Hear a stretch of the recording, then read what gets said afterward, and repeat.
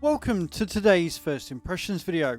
We're very excited to be covering Busbound, which came out for the Next Fest demo today.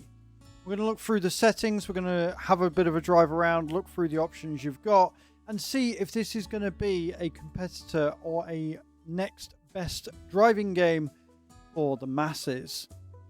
We're going to start with the good, and that is that the settings menu is very, very robust. It has a lot of options from your video settings, to your gameplay, to your audio, to your accessibility, your controls, and your steering wheel. I'm very happy to say that it does have support for the Logitech G920. I can't say what other wheels it's got supported, but the fact that the demo has wheel support of some description is incredibly encouraging. However, it's not perfect. The video options seem really good, but also quite limited in that the second you put it on windowed full screen, you lose access to the availability to turn your VSync on or off. I use VSync a lot, and I also use borderless full screen a lot, so it'd be nice to see us be able to do that as an option. You can still set the frame rate limit, so it's not the end of the world. However, you do get a lot of options here, so you can choose your presets. It runs perfectly fine for me on Epic. You've got your illusion, shadows, anti-aliasing, view distance, textures, all that good stuff. You've got advanced graphics, and you've got your DLSS and your NVIDIA Reflex low latency, etc. here for your upscaling. Gameplay options, you can have your system default, and then you've got many different options here. One thing I will say with these options is it is the scroll from side to left to right, and I would prefer a drop-down menu, but that's a stylized choice and a very subjective one from me. You've got your HUD or heads-up display input hints here, which I've just got as standard. Then you've got your general, so you can change your brake linearity, throttle, steering, haptic feedback, camera sensitivity, camera look ahead, invert horizontal, invert vertical, first-person FOV and third-person FOV, so you can change that.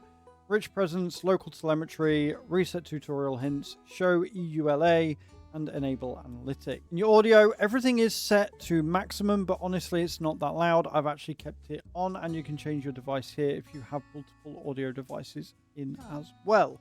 Accessibility options, you've got your scaling for your user interface, color adjustment intensity, and subtitle text size as well. I really like the fact that they give you a preview down here so you can see what's going on. Your controls and your steering. This is where it goes a little bit funky. I have the G920 and I have the Logitech control panel. I also use the Thrustmaster Farm Stick, which I use for most of my games because they are, at the end of the day, just button boxes. However, whilst you can set all of these and it does pick them up, you have to do it in the steering wheel section. Try doing it in the controls, it's going to shout at you saying that it is for mouse and keyboard only, so bear that in mind.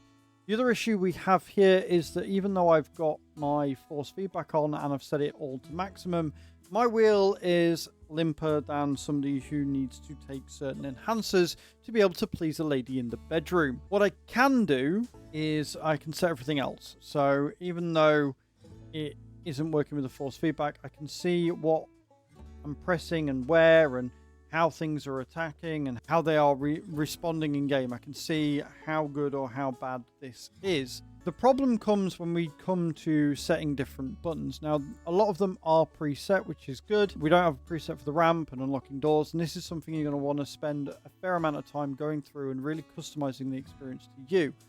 The issue I have is when it comes to the camera. One of the main reasons why I like the Thrustmaster Farm Stick for this is because it has an analog stick on it, which means that I can look around at the axis to use that for the camera to be able to see what I'm doing. However, every time I've tried to set it in this so far, it's just look left, look right, and then your camera down here is just moving the driver's seat forwards and backwards. The camera itself is not 360 usable, although you can do it with the mouse. But that's what I want to avoid. So that needs better.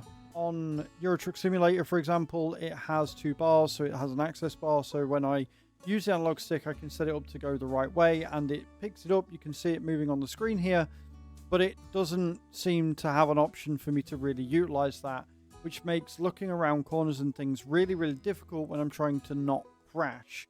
Other than that, it's really, really nice. Another thing to consider is the throttle and brake inversion. if you don't have them inverted, then they will be on by default. They will be depressed, and you have to press them in order to take the pressure off, which means that you try and move and you just don't, it won't work. So you do have to turn those onto inverted for them to work, or at least that's what I had to do for me. It'd be nice if they fixed that as well. Overall, really, really good options menu. It looks like they've really taken their time.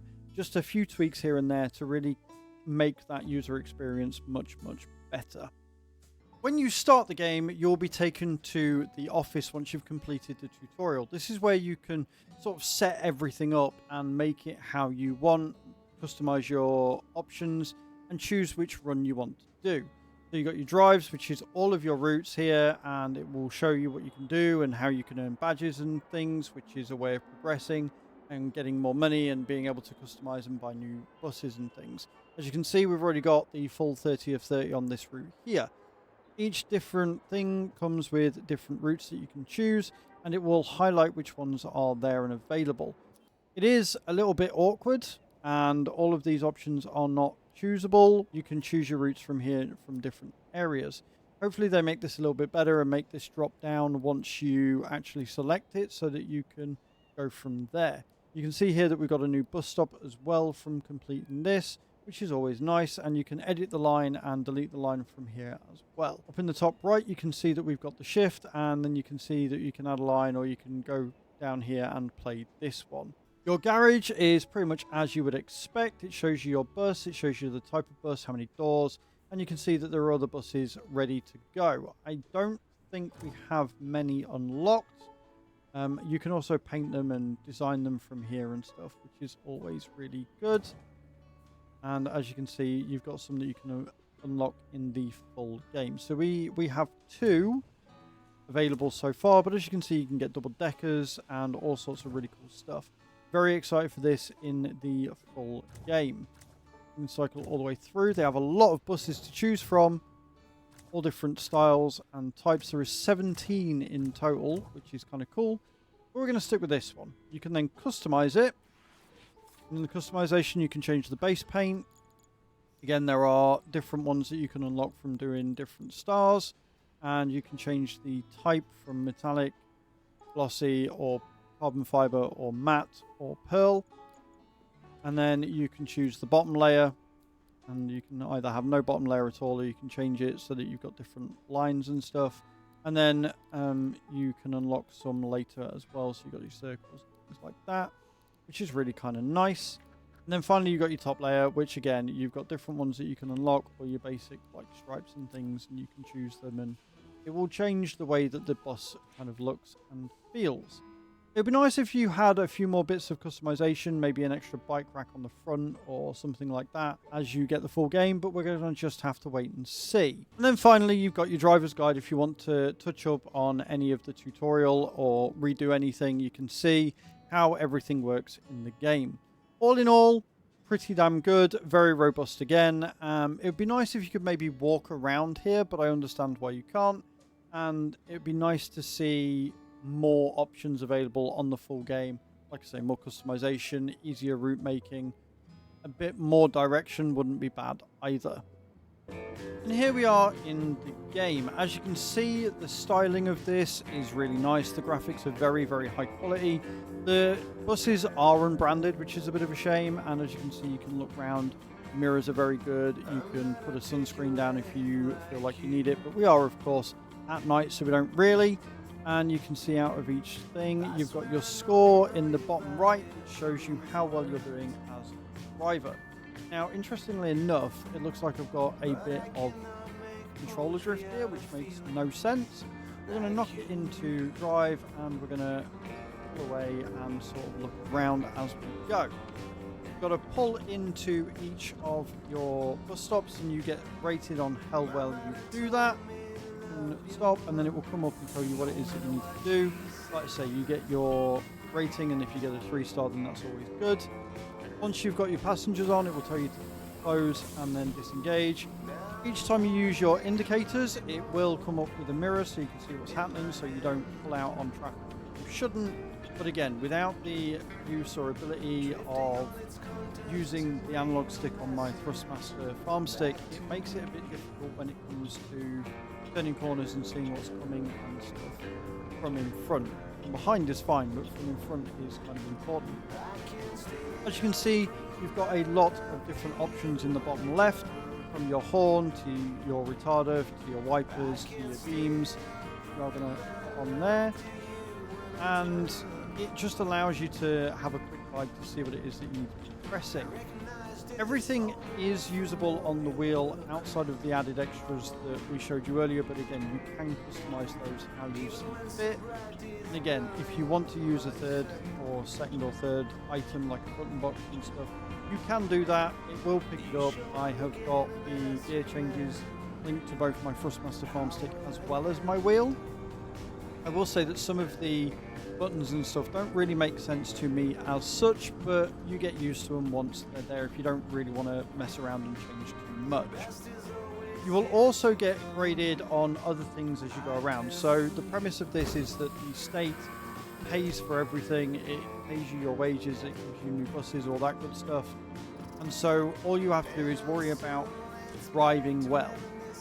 If you drive well, then you will get a higher rating. The higher rating you get means that the more things you will unlock.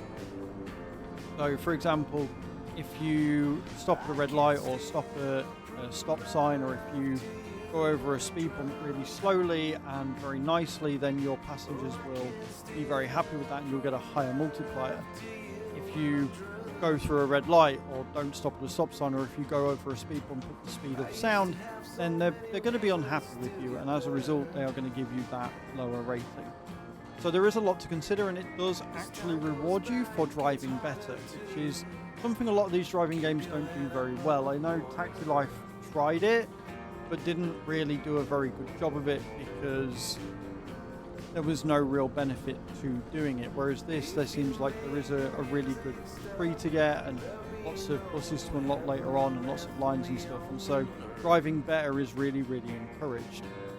Overall, I'm really enjoying my time on this game. I think it is a lot of fun. I think it's got a hell of a lot of potential. I'm just worried about the settings. I think the settings need a really good look over, and some more compatibility options would be really nice. A bit more intuitive here and there, and maybe some more customization options down the line as well. Let me know in those comments down below what you think, whether you think this is the demo for you, and I will see you all in the next video. Ciao, ciao.